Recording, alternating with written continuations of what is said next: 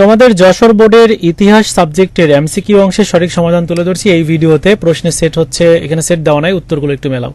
একের সঠিক উত্তর ক, দুয়ের ঘ, তিনের গ, এরপর 4 নাম্বার এখানে মার্কিং করা নাই, যাই হোক এটা সঠিক উত্তর হবে হচ্ছে ক, 1 ও 2। 4-এর আলীনগরের সন্ধি, এইটার হচ্ছে সঠিক উত্তরটা কোনটা হবে? আলীনগরের সন্ধির সঠিক উত্তরটা হবে হচ্ছে গ। 5-এর সঠিক উত্তর হচ্ছে ঘ, 6-এর গ, 7-এর ক, 8-এর সঠিক উত্তর ক, 9-এর খ এবং 10-এর সঠিক উত্তর হবে হলো গ, মেজর স্কট। মেজর স্কট, এটা সঠিক উত্তর হবে মেজর স্কট।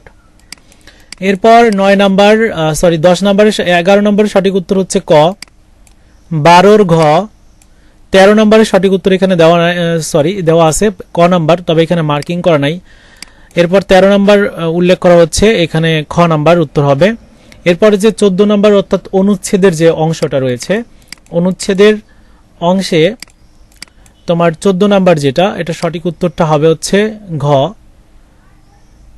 হ্যাঁ, 14 নম্বরের সঠিক উত্তর ঘ।